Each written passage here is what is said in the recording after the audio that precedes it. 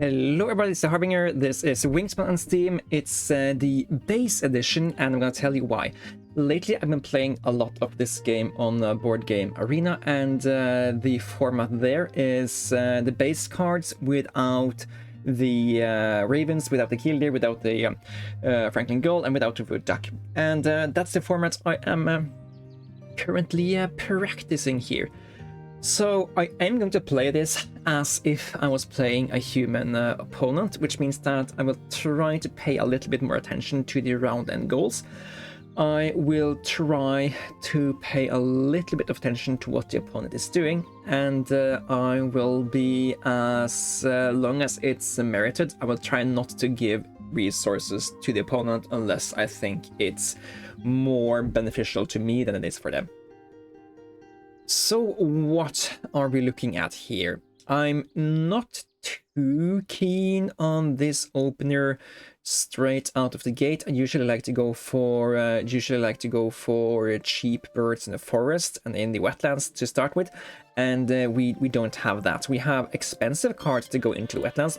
Both of these cards are great to be played, but they are a little bit expensive to play in the opener. And we don't have food generating birds to put into the forest. That doesn't cost resources. Junco costs cards, American Crow costs eggs. What we can do, however, is put both the dark-eyed Junco and the American Crow in the grasslands. American Crow would give us guaranteed or variable food in the grasslands from eating eggs, and the dark-eyed Junco will give us points and food if we chucked cards to them. That means that stuff like the purple gallinule actually becomes a little bit better for us, because we need these additional cards to chuck to the dark-eyed Junco. So then the question is, what in all of this are we actually keeping? I have half a mind keeping this. It's going to be a little bit expensive to keep all of this, but Dark-eyed Junco and American Crow can be played just by picking up a single additional food here. And but then of course the question is, are we going to keep something to tuck to this guy? Probably not, so it's going to be very inefficient in the start. Omnivore stuff, yes please. Okay, that's actually really good for the stuff we have going on. I think we could also consider is maybe it's too expensive to keep the dark-eyed Junco here. Maybe we just keep the Crow and the gallinule. We can play both of these by picking up just one random food here. Purple gallinule can be the egg bearer, so the American Crow can do other stuff later. Yeah, it's or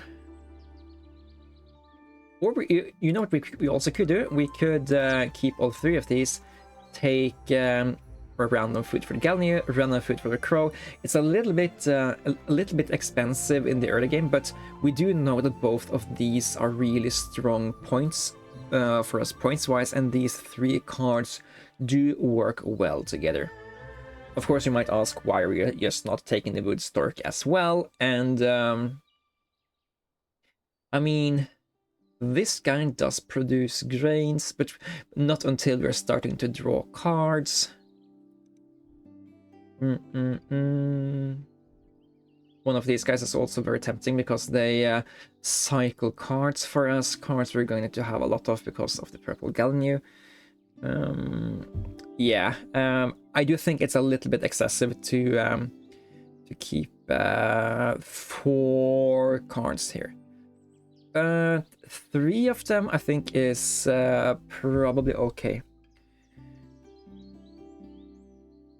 Yeah, just because all of them work very well together, and we don't have good enough foodstuffs. I would love to pick up the wild green here. I just think it's going to be a little bit slow if we do so. No, we do need some amount of card cycling. Really pulls everything together here. now we can't do any more slow stuff. We need to now we need to prioritize putting out stuff that actually, oh my god, these free foods are going to be a godsend for us. I will take a worm here. If we get another free food, we are just so cooking with gas. And then so in scenarios like this, you can see how very beneficial it is for me as the other player to receive free food. And I think giving opponents free food, unless you really know that it's going to be more beneficial for you than the opponent, then it's really bad to gift food to the opponent. Gifting food to the opponent is okay if the opponent has a lot of food and or they have potentially really high food income. If I have filled out my entire forest here and can get 4 or 5 food in a single action, then you receive giving me 1 additional food is basically gifting me a free fourth of a turn. But me getting that free fish is basically me getting a free entire turn.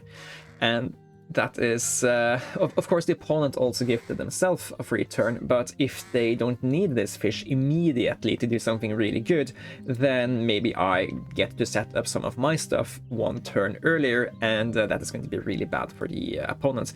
And it looks like it actually is going to be bad for the opponents that I can do this. So a fish crow as well could be good. It might also be overkill. Having 2 crows eating eggs is basically like having a raven, but it costs 2 eggs instead of 1 egg. Yeah, everybody understands that. We don't have to explain that.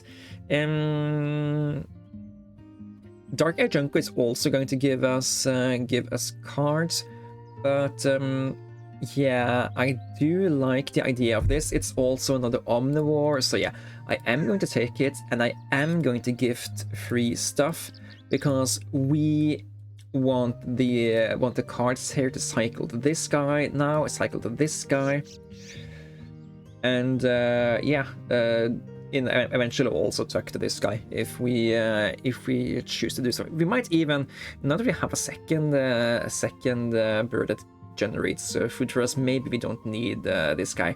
Maybe we need stuff that gives us eggs instead, because it's a little bit excessive to eat all of the eggs we are producing here.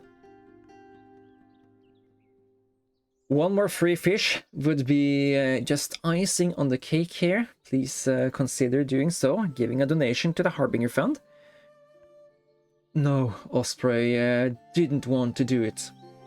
Okay, so we can't put any more than 2 eggs out here anyway. It is fine. It is currently a little bit slow, but I do think these crow starts, if you get 2 of them, really can grow in a short term here. I guess. Oh, if you play it now, we lose the advantage we have. So delaying this a little bit is actually really good for us.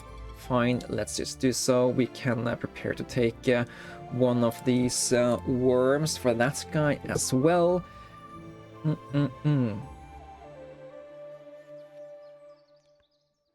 And I guess some of these could be okay to just fill out a lot of food gaining potential, but we don't really need food gain as much since or egg capacity, because we're gonna eat a lot of the eggs. So basically basically this habitat here is like having a chipping sparrow and a white card here. We gain 1 egg and 2 food a turn, but we can always decide what that is going to be.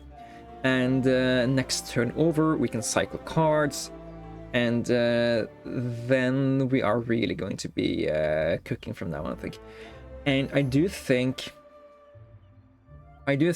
Violet Green and the Tree Swallow are probably now better stuff than the Dark Agento. So let's just go this route now. Eat your eggs to give us a worm, and eat your eggs to give us a worm again. Of course, getting up to 4 eggs a turn is going to be a major difference to compare to 3, since that's going to give us a net 2. But just playing out more birds there that does more stuff is also going to give us a lot of cool stuff here.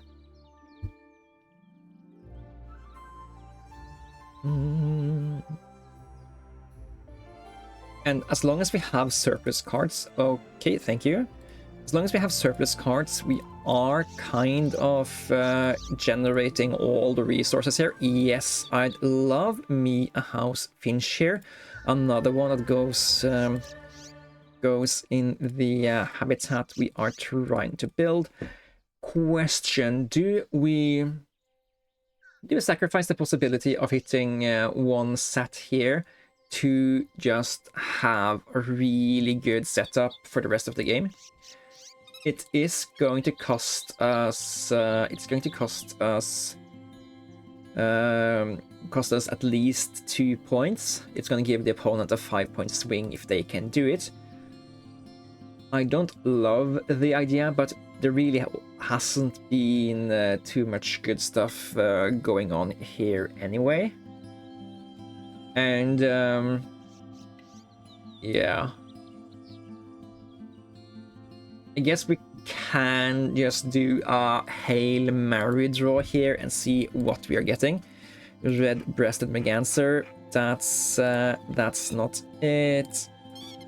Song Sparrow, yeah, not going to worry about that. And American Oyster Catcher, yeah, we are just accepting that we are not doing this one. We have a great setup in the grasslands here for the rest of the game. When we don't want to activate these guys anymore, we're generating 6 points a turn. And when we do want to activate these, we're gaining 2 eggs, redrawing 2 cards, and gaining 2 food.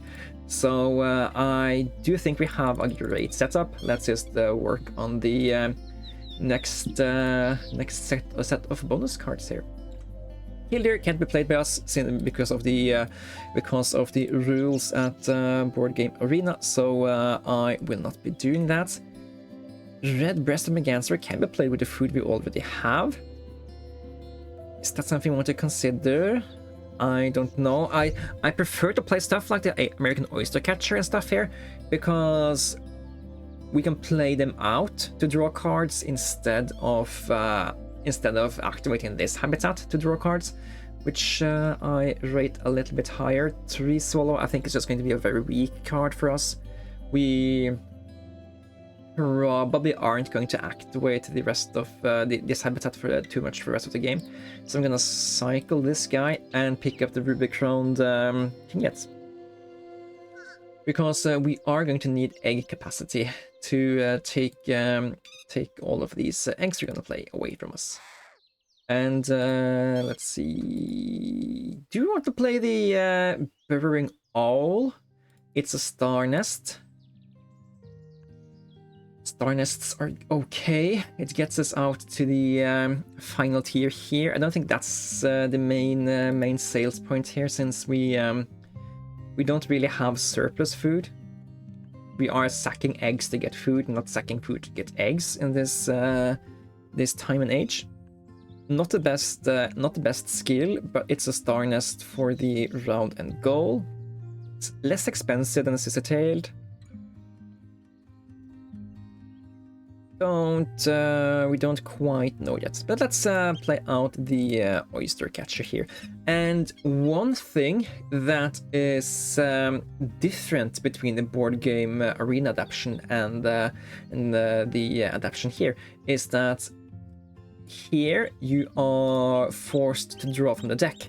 But in the Board Game Arena adaptation, you can actually also choose to draw these cards.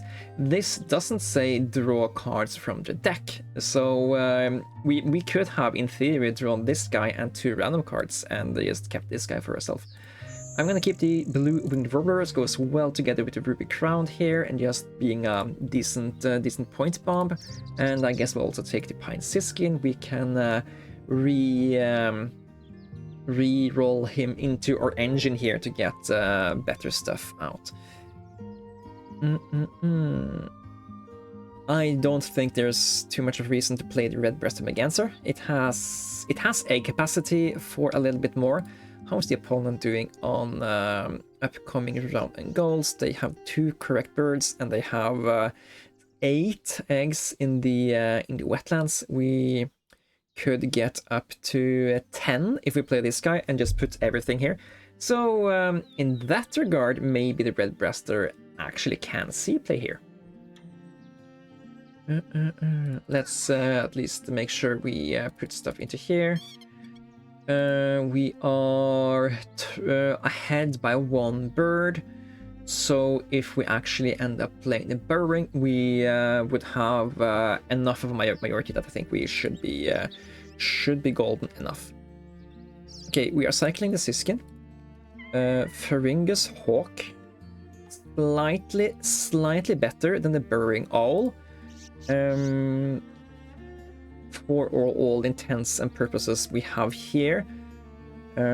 This guy has a little bit more egg capacity, but I don't think that's going to be too much of a worry. Okay, let's eat these eggs to give us stuff we want and need. A little bit of these wormy boys for these guys as well down the line.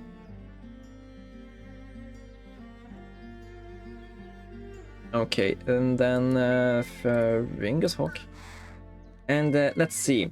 So, how is playing stuff like the Black Skimmer compared to just laying eggs? We already have the fish, but now we can sacrifice the fish to get eggs back. We don't have enough egg capacity to just lay eggs and not play birds, I think. Yeah, hard to say. Anyways, let's lay eggs on these guys. And get some free stuff going. Let's cycle the skimmer. We're probably not going to play that many, so maybe only that guy, so we can win the round and goal. And eat that egg to give us another worm. And that egg to give us another worm. We can just lay eggs again. Cycle a Northern Harrier. Maybe we do want to have 1 more card draw.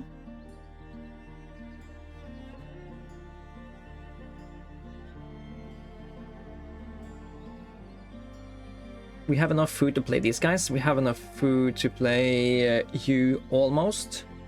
And we can cycle you. But if we don't intend to get more food, we will run out of egg capacity. These guys have a limited egg capacity. You have some. How are we doing here? We are still in the good lead. They can catch us. So it's actually important that we lay eggs at least once more here. Reroll that. Recycle you into a black turn. Recycle the black turn into a American bittern. That's a 7-pointer. But it's worse than a red breaster in an egg capacity thing, which is kind of what we are going for. Because that's a 6-point swing, meaning that this is technically a 9-pointer, or it could be a 9-pointer, but this can't be unless we play both. Yeah, hard to say what we should do here. Anyways, we are going to take a little bit more food. Maybe we actually play both of these and then just We can play these, this guy. We can almost play everything here. We have 7 foods, and these cost altogether 8 foods. So yeah, we have to get a little bit more stuff going if we should play them all. But yeah, we're in the lead now. That's the important part. Play out the Merganser for now. Play it with this egg.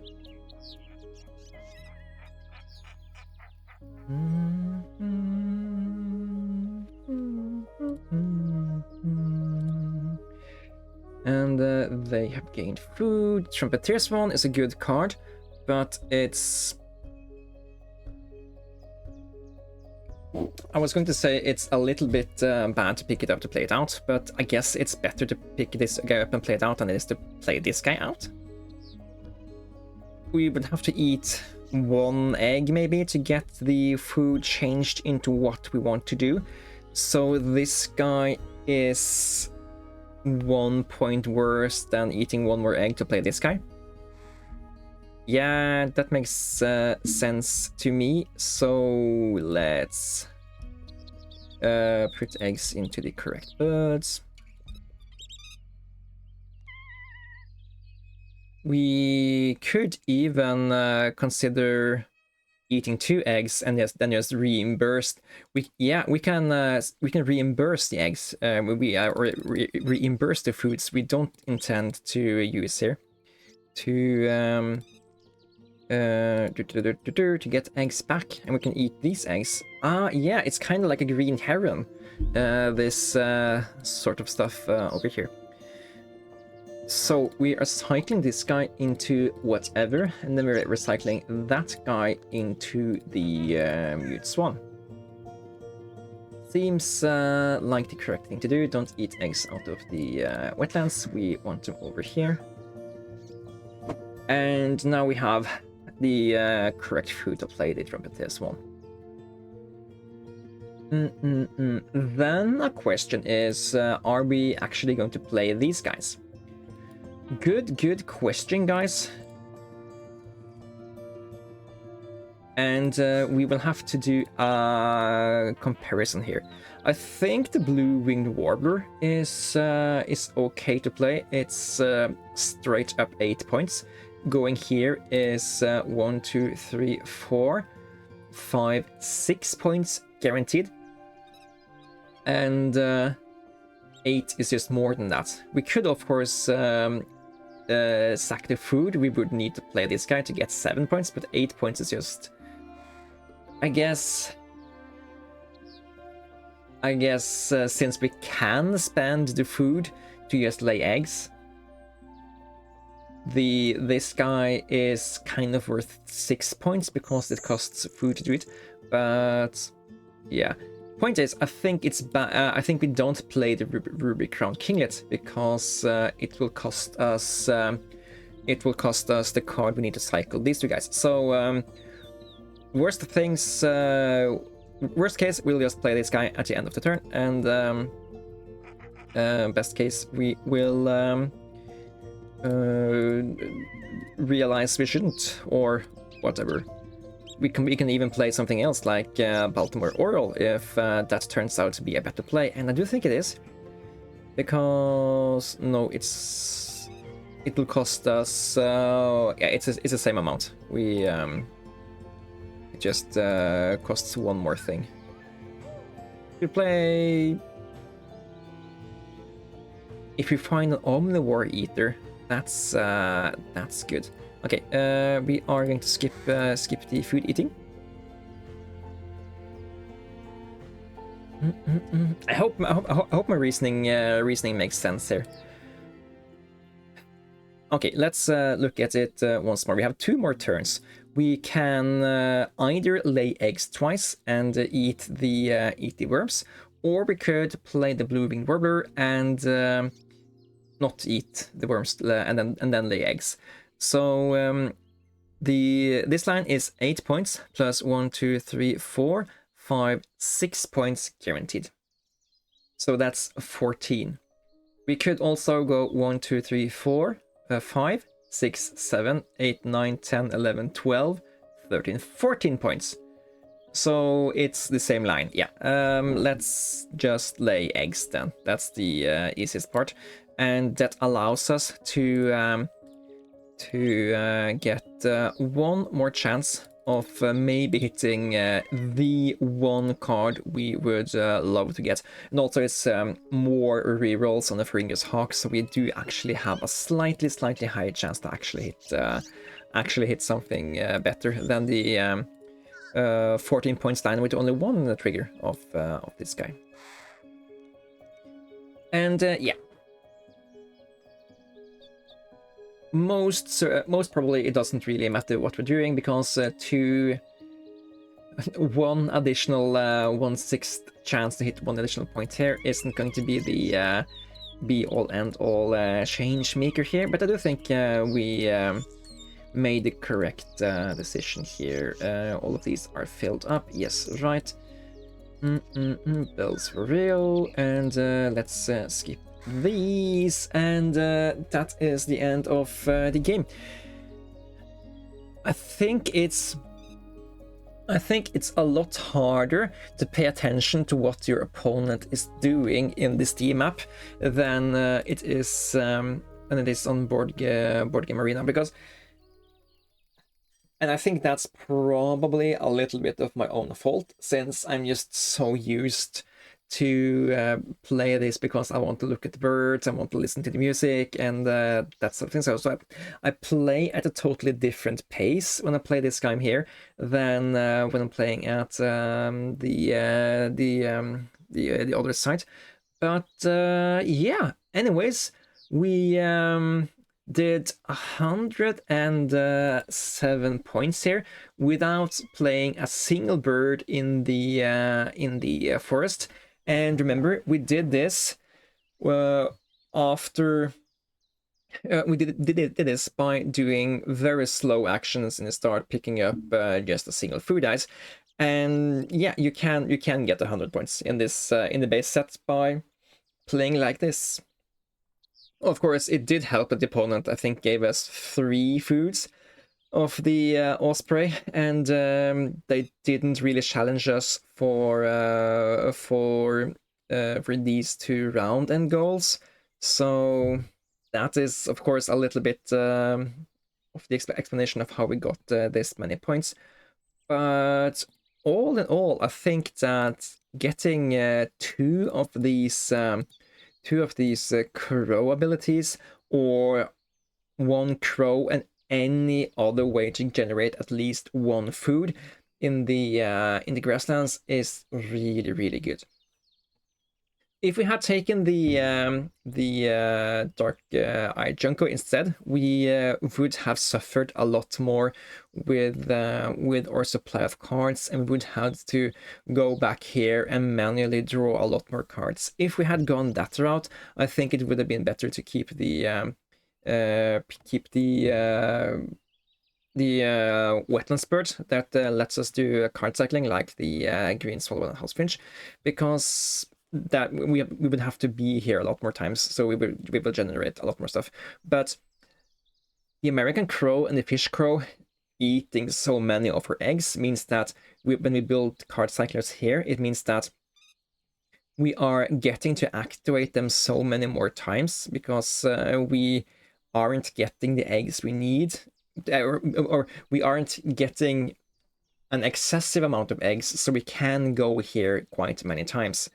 If we had gotten 4 eggs when we were here, all the 8 times we activated the house finch, we would have had 32 eggs if we hadn't eaten all of them. And of course, we did play some birds, so 32, 31, 29, 27, just barely we could have scraped the egg capacity here. But eating all of these eggs to make room for more eggs in future means also more activations on the card cyclers and the I'd much rather have one of the cards that tries to hunt for cards than the roll for points. But you can't you can't choose what you're getting here every time. And at some points, the Ferringus Hawk was a lot better than the or was 1 point better than the owl, and they had the same ability. So it's fine, I guess. Anyways, that is enough rambling for now. I hope that the BASEGAME series is interesting to you guys, and yeah, this is how you get 100 points without a single bird in the forest. See ya! Oh, and yeah, till next time, take care and all of that.